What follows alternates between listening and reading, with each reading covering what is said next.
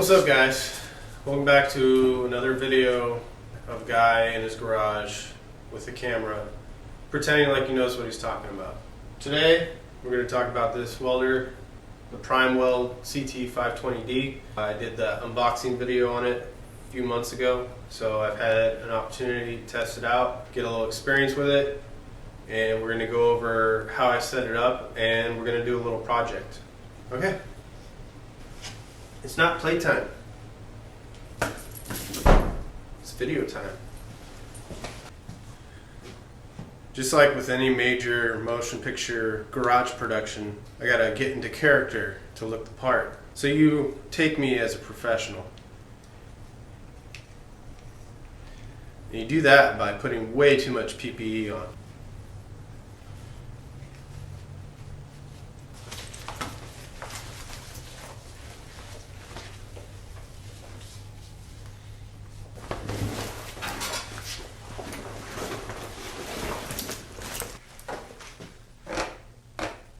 Now I'm ready. Oh, I need gloves. Now I'm ready.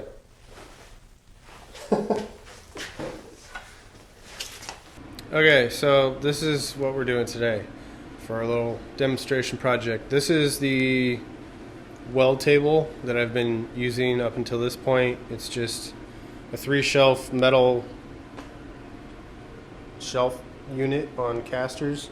Well, 3 out of 4 casters, and it's really small and it's wobbly and it's just kind of flimsy. So what we're going to be doing is making a weld table, kind of a hybrid weld table, waffle table kind of contraption. So this is just various scrap that I've collected over time. We've got some 3/8 plate there, some 1¼ inch square tubing, metal bed frame for angle iron, and some 4-inch box tubing. I think it's 4-inch, something like that, roughly. So first thing we're going to be demonstrating is the plasma cutter, getting all this stuff cut to measurements. Okay, first thing you want to do is come up with a design that's just way too overcomplicated and way too heavy in some places and way too light in others. But first we're going to start by preparing these 2 pieces. This one's got some angle iron welded on it. So we're going to use the plasma cutter and actually scarf out these welds. And all that means is that we're just going to gouge the weld itself out, or at least that's the idea that we're going to try to do, and try to save the material. These 2 pieces also have these curves cut into them. I thought about leaving those as a way to get a clamp in there a little bit deeper, but I don't know. This one's a little bit wider than this one, so I'm probably going to cut it down to the same width. Then I want to put a bevel on both pieces and then weld them together. We'll do some stick welding then, because it's heavier stuff, and then we'll do TIG welding on the lighter stuff. So you notice the background noise now. It's going to get a lot louder once the air starts flowing, the compressed air starts flowing through the torch. So watch your ears. Alright, let's see if we can screw this up.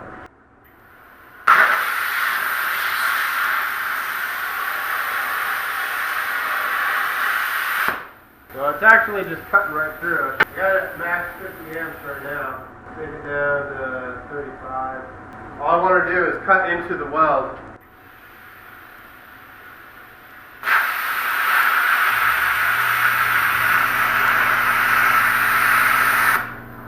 You notice I'm really angling it. I'm not cutting in, I'm just gouging through it. That's pretty good.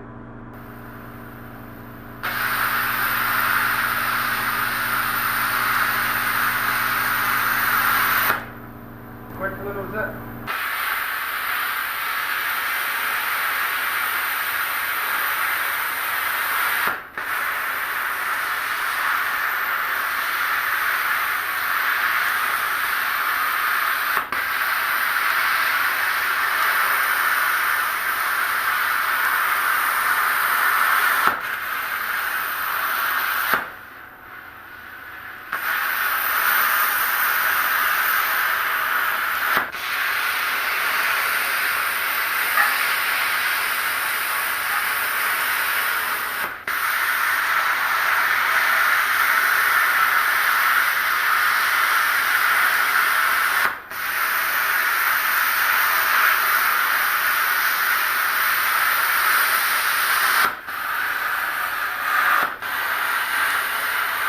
We should be able to knock it loose with a hammer, and an appropriately sized hammer. And that's what you want to do. You want to try to... Alright. Great. Okay, as you can see, these two pieces are not the same size. This one's a little wider. So I'm not going to measure or anything. I'm just going to lay this rusty old straight edge along one side of this guy. Use my soapstone. Make a line.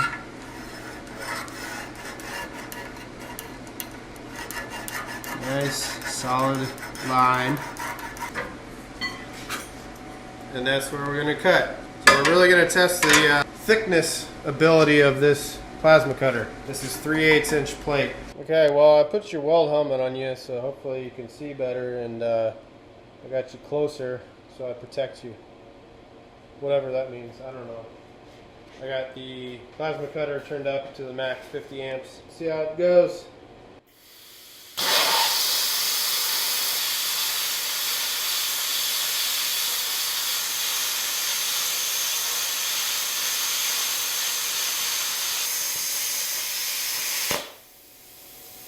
It didn't fall off. I know what it is. Magic wand. Alright. So here's our cut edge. You'll notice how the cut lines are going at an angle, and then they actually start swooping at the bottom down here at the end. That's due to this being pretty much the max thickness that this plasma cutter can handle, and the reason it starts swooping at the end here is me speeding up towards the end, and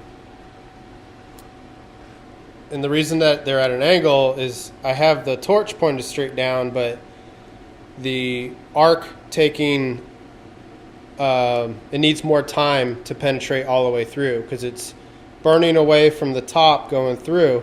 So as I'm pulling it, if I'm going faster than it can go all the way through, it starts throwing the arc out in the direction that you're coming from.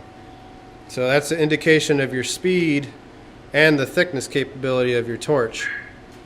And that applies to oxyacetylene cutting as well. But it, as you can see, it's not the most perfect straight line due to freehanding it, following the soapstone line, but it's still a good cut. It can just be cleaned up a little bit and it's perfectly fine. I think what I'm going to do next is, since I'm going to weld these two plates together, I'm going to bevel the edges. And instead of taking 10 years with a grinder to do that, I'm going to start it with plasma cutter. So that'll be next. And the flickering that you saw when I was cutting was the weld lens turning on and off. I should have had the sensitivity a little bit higher due to this just being plasma cutting, not actual arc welding. Then it'll stay on solid. As I mentioned in the unboxing video, just want to mention this real quick. There is a version of this that you can get that has a pilot arc. And what that means is as soon as you pull the trigger out away from the material, a little arc will start. And it makes it easier to start your cut. For this, you actually have to make contact to make the arc start. So it's not as ideal, but with this it starts very easy, so it's not really an issue.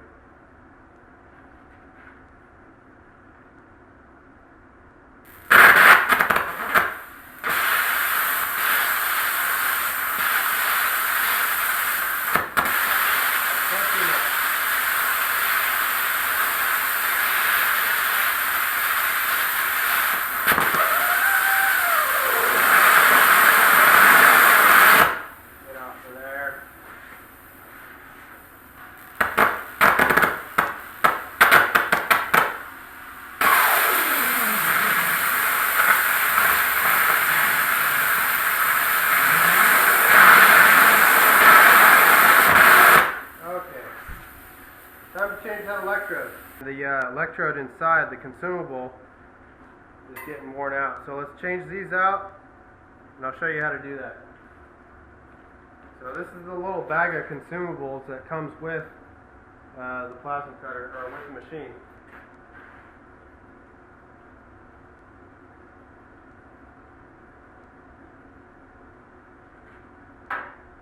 Now you can see that thing is getting all gnarly in there. Gives you an unsteady arc.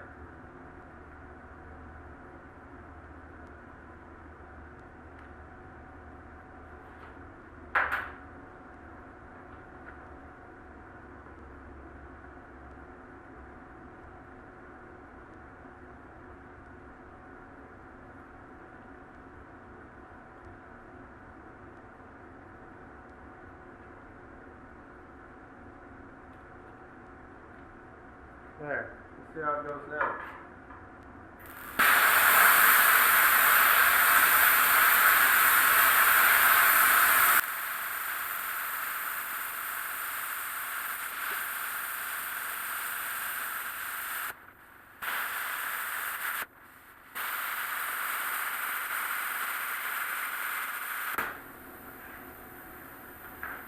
Like butter, when you got fresh materials on there.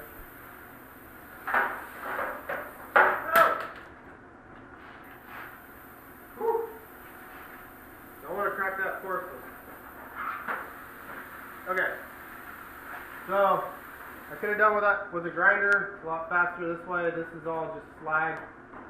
This just chips off. It's pretty brittle. Hello. Okay, let's talk about this before we weld it. So this is what the electrode holder, aka stinger, that my welder came with for stick welding. I have removed it and opted for a better quality and better style. This one is fine. It's fine as far as handling the amperage, and it would last you a while. It's just kind of bulky and ugly, so you might want to opt for like a Tweco or Tweco style. This is 200 amp, so it'll handle the amperage of the machine just fine. I've got this set up on my little makeshift weld table until we get this thing done. And I've also, if you notice, gone ahead and actually raised the joint area. Since we're welding on one side, that is to counteract any warping that happens as I'm going to be laying multiple passes in here to fill it in. So I'm trying to counteract that by kind of pre-warping it the other way, and hopefully I've got the right amount so that when I'm done welding, it'll just sit flat. So if you do not have anything to weld on, especially with the amount of heat that stick electrode welding puts out, you can weld on your concrete floor. I would recommend that you put something underneath, right underneath the joint area, like the piece of metal that I have raising up the center here would do fine out on the concrete floor, in order to help prevent that heat from soaking into your concrete, because it can destroy your concrete. It will crumble up and chip away. He knows because he's done it. Get out of here. So let's weld this. Okay, let's take a second longer to talk about the stick welding process. I'm going to go into more detail on overall thoughts of the whole machine, but since you're about to watch what happens when I stick weld, this is where I think the machine falls short, which is surprising that the simplest process is where it falls down. Its overall impression of the stick welding is it's not consistent. It seems to be powerful enough, it works, it functions. It's not as smooth and quality as the other two functions for some reason. I don't know, but maybe hopefully you'll pick up on it. So let's do that now. Okay, here we go. full bead.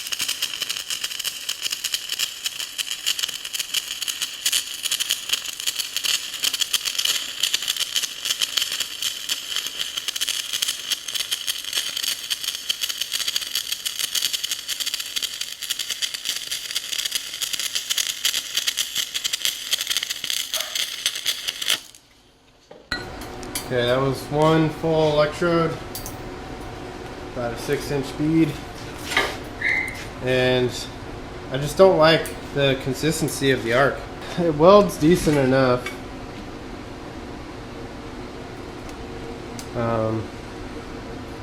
Got a lot of porosity right there. See those bubbles? Let's fix focus here, but it mix beads well enough. It does well enough. I just don't like it. I went ahead and finished it off, and that's what it looks like. As I kind of mentioned already, this is where the welder kind of falls short. It does a decent job. Is this my best work? Absolutely not. Is it my worst work ever? Hell no. Would it pass inspection? No. I didn't grind out that porosity. Could you eventually get something out of this machine that would pass inspection? Maybe, but that's not really the point of this machine. This is not an industrial machine. Oh, and the counter warp that I put in it, it worked pretty well. Good enough for the women we date, but it'll work. It will work. So for the slat part of the table, I'm going to be using this square tubing. I would like to have more of them, which I do, but they're too short, so I'm going to be adding on a little bit of length. So let's demonstrate some TIG welding. It's going to be difficult to feed with the camera there. All right, enough excuses, let's go.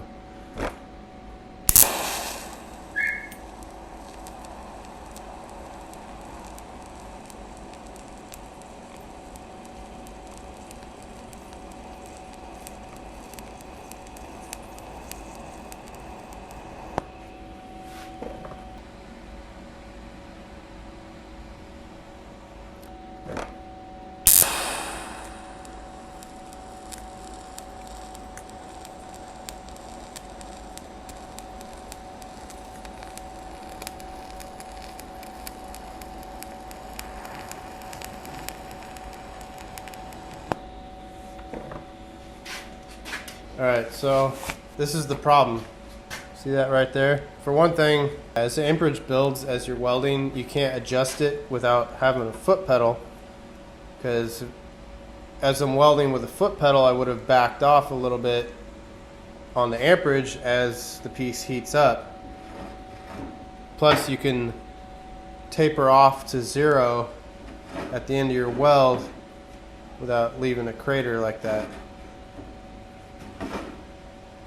But as far as the TIG welder function, very smooth, very even. Those stops you're going to struggle with without having that foot pedal to adjust your amperage.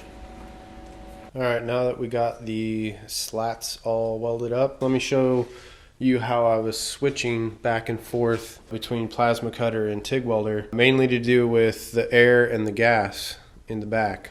Gas being argon. This is going to be an extra cost for any of you that want to get this welder. This is kind of a mid size tank here.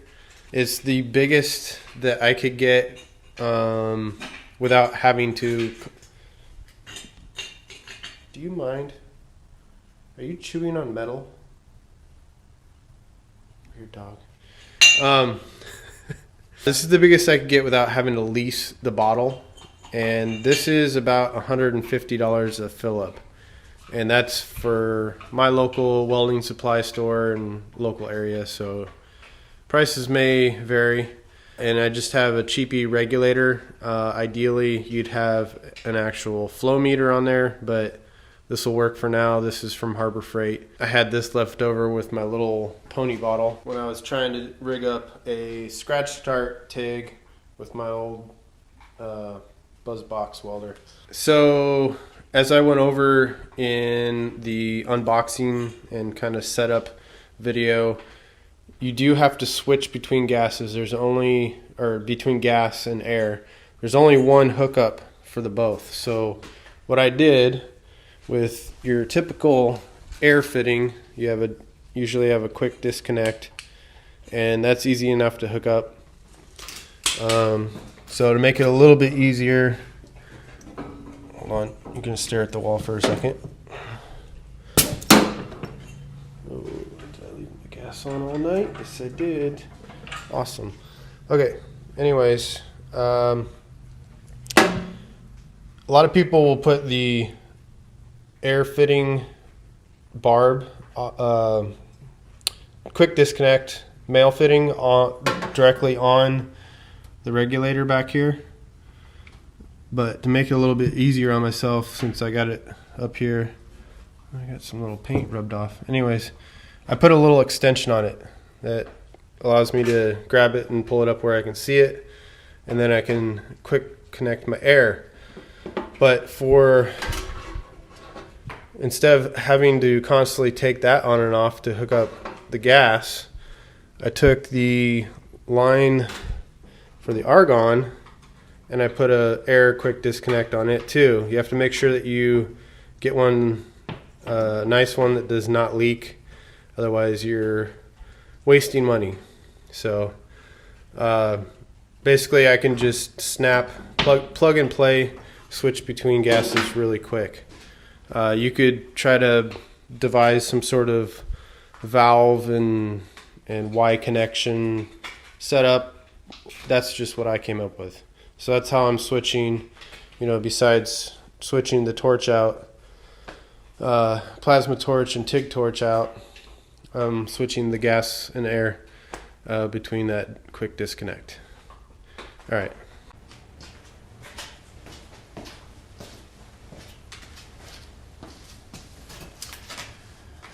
Okay, I went ahead and mostly finished up the weld table, but that's not really what this video is about. I was just building this to kind of demonstrate what this video is about. And that's the CT520D by PrimeWeld, and give you my opinion now that I've used it for a while. And straight to the point, I think it's a great machine that's well worth the money for what it's priced. You really get more than what you pay for, I think. And I don't have a lot of comparison as far as cheap machines. I have a lot of comparison of Millers, Lincolns, Hobarts, good welders and plasma cutters. But for what you get with this machine, and by the way, this is like the following weekend, so a little bit of continuity issues here. Anyways, for what you get for the money, I don't think you can beat it. As far as the company, PrimeWeld company, everybody has great reviews on customer service. They're, I guess, a mostly American-based company, and just making a very accessible product. And for what you get, I think you get the most amount of quality that you can in certain areas. So for the home hobbyist fabricator, it's going to be more than good enough for a lot of years. And the nice thing about it is that you can, a lot of the stuff where you can tell that the money was saved is stuff that you can replace with better stuff. So that's a great thing about this machine, that the machine itself is where you get your value. All the little peripherals you can upgrade, so that's cool. Like I said, I don't have a wide range other than like Harbor Freight type stuff. This is well and above Harbor Freight. I haven't tested some of their newer Vulcan stuff and whatever else they have now. They're definitely up in their game. But yeah. It's I would highly recommend it. Definitely well worth the money. You get a good value and a good company to back it up. So hopefully I showcased everything that you all wanted to see. I know since my unboxing video I've had a few comments of people wanting to know mostly about the TIG, and I can do more in-depth on the TIG welding, especially eventually if I get a foot pedal and upgrade the torch. That would be a good reason to do a new video more in-depth on the TIG welding. Thanks for watching. Hope you enjoyed it, and if you have any questions, let me know.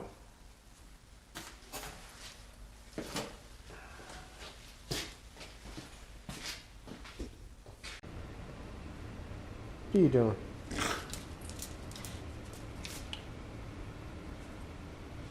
What are you doing?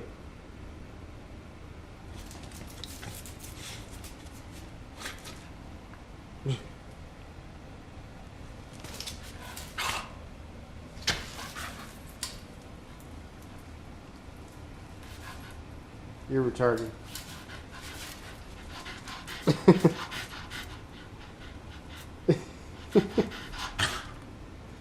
Speak. Hey. Speak. Speak. Hi. Say hi. Say hi. Say hi. What? Hey. Jasper.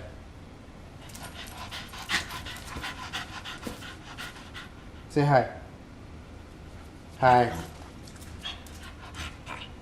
Hi. What? Say hi. Hi. Hi. Say hi. Say hi.